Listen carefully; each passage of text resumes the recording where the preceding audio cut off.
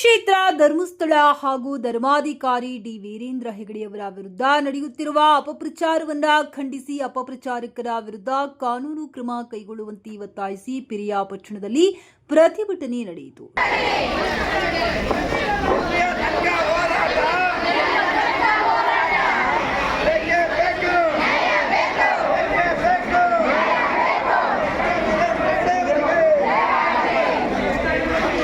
ಶ್ರೀ ಧರ್ಮಸ್ಥಳ ಅಭಿಮಾನಿಗಳ ವೇದಿಕೆ ನೇತೃತ್ವದಲ್ಲಿ ಪ್ರಗತಿಪರ ಸಂಘಟನೆಗಳ ಸದಸ್ಯರು ಪಟ್ಟಣದ ಡಿ ದೇವರಾಜ್ ಅರಸು ಕಲಾಭವನದಿಂದ ತಹಶೀಲ್ದಾರ್ ಕಚೇರಿಯವರೆಗೆ ಪಾದಯಾತ್ರೆ ನಡೆಸಿ ತಹಶೀಲ್ದಾರ್ ಮುಖಾಂತರ ಸರ್ಕಾರಕ್ಕೆ ಮನವಿ ಸಲ್ಲಿಸಿದರು.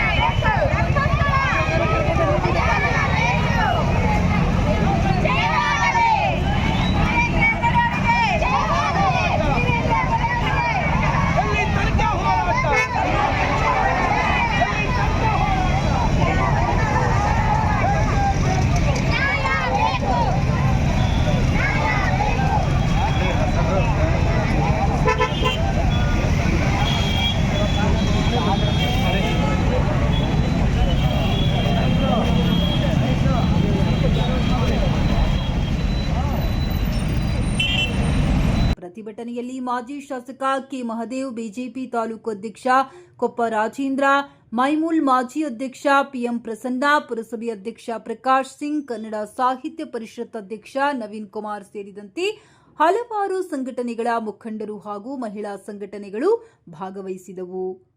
ಸರ್ಕಾರದ ಕಣ್ಣನ್ನು ತೆರೆಸಬೇಕು. ವೀರೇಂದ್ರ ಹೆಗಡೆ ಆಗಿರುವಂತಹ ಅನ್ಯಾಯವನ್ನು ನಾವು ಖಂಡಿಸಬೇಕು. ಸರ್ಕಾರದವರು ಇದನ್ನು ವಾಪಸ್ ತಗೊಳ್ಬೇಕು ಅಂತ ಹೇಳಿ ಇವತ್ತು ನಾವು ಒಂದು ಪ್ರತಿಭಟನೆಯನ್ನು ಹಮ್ಮಿಕೊಂಡಿದ್ದೇವೆ. ಈ ಪ್ರತಿಭಟನೆಗೆ ನನ್ನ ಅಕ್ಕ ತಂಗಿಯರು ಹೆಚ್ಚಿನ ಸಂಖ್ಯೆಯಲ್ಲಿ ಆಗಮಿಸಿದ್ದಾರೆ. ನಾನು ಇನ್ನೊಂದು ಮಾತನ್ನ ಹೇಳಲಿಕ್ಕೆ ಇಷ್ಟಪಡ್ತೇನೆ. ಏನು ನೀವು ಸಹಾಯ ಕುಡಿಸ್ಲಿಕ್ಕೆ ವೀರೇಂದ್ರ ಹೆಗಡೆ ಅವರು ಏನ್ ಮಾಡ್ತಾ ಇದ್ದೀರಾ ಆ ಕೆಲಸವನ್ನ, ನಿಮ್ಮ ಏನಿದೆ ಮದ್ಯಪಾನ ಸಂಯಮ ಮಂಡಳಿ, ಎಂತ ಹೆಸರು ಕಟ್ಕೊಂಡಿದ್ದೀರಿ ಸ್ವಾಮಿ ಅದಕ್ಕೆ. ಮದ್ಯಪಾನ ಸಂಯಮ ಮಂಡಳಿ ಒಂದೇ ಒಂದು